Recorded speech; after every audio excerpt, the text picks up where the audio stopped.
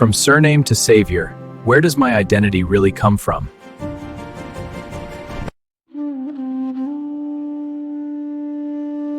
ভাই ও বোনেরা, আমাদের অনেকেই পারিবারিক অ্যালবাম এবং পুরনো ছবি সংরক্ষণ করে রেখেছি। কেউ কেউ এমনকি আমাদের পদবি পরিবর্তন করার জন্য অর্থ ব্যয় করেছেন। এমন কিছু লোক আছেন যারা তাদের পারিবারিক শিক নিয়ে গর্বিত, আবার কেউ কেউ আছেন যারা একটি নতুন পরিচয় খুঁজছেন। আমাদের সংস্কৃতিতে একটি পদবি কেবল একটি নাম নয়, এটি বর্ণ, অঞ্চল এবং গর্বের গল্প। কিন্তু আজকের সুসমাচার আমাদের মনে করিয়ে দেয়, আমাদের আসল বংশতালিকা রেকর্ড বা ছবিতে নয়, বরং ঈশ্বরের সাথে আমাদের সম্পর্কের মধ্যে। আমাদের ইতিহাসে মর্যাদা এবং পরিচয়ের সন্ধানের একটি গল্প রয়েছে। একটি বর্ণভিত্তিক সমাজে জন্মগ্রহণকারী ড.বি.আর.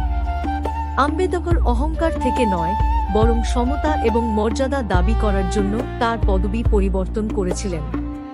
তিনি বলেছিলেন, আমি সমাজের অগ্রগতি পরিমাপ করি নারীদের অগ্রগতি দ্বারা। তাঁর জীবন একটি নতুন নামের দিকে যাত্রা ছিল না, বরং ন্যায়, বিচার, সত্য এবং বিশ্বাসের মাধ্যমে একটি নতুন পরিচয়ের দিকে যাত্রা ছিল।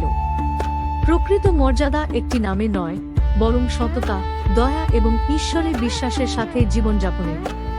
আমরা আমাদের নাম পরিবর্তন করে অতীতকে এড়াতে পারি, কিন্তু আমাদের আসল পরিচয় পাওয়া যায় খ্রিস্টের সাথে আমাদের সম্পর্কের মধ্যে, যা সমস্ত মর্যাদার উৎস। আজকের সুসমাচার শুরু হয় যিশুর বংশতালিকা দিয়ে।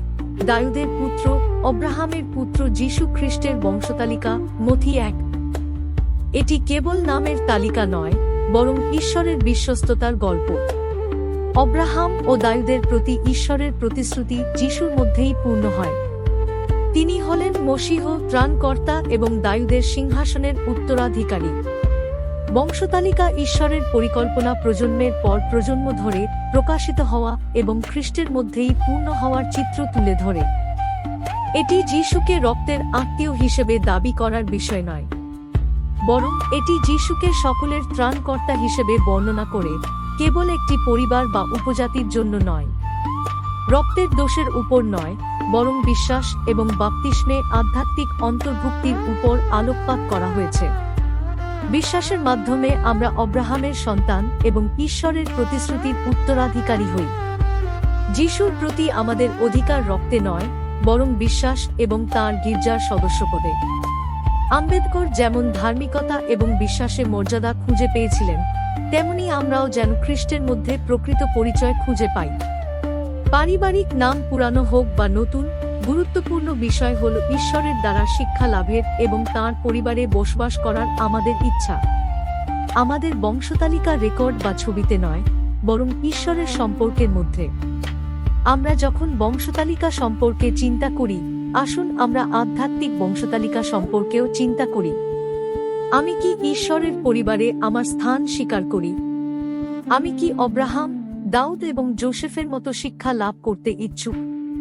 আমাদের জীবন যেন অনুগ্রহের একটি জীবন্ত বংশতালিকা হয়, একটি সাক্ষ্য যে যাদের শিক্ষা দেওয়া হয় তারা স্বর্গরাজ্যের উত্তরাধিকারী হবে।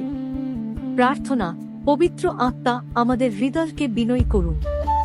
আপনার বাক্য এবং সংশোধনের জন্য আমাদের চোখ এবং কান খুলে দিন। আমাদের জীবন যেন অনুগ্রহের একটি জীবন্ত বংশতালিকা হয়ে ওঠে। Amen. If this reflection helped you, share it and stay with us for the next echo of His Word.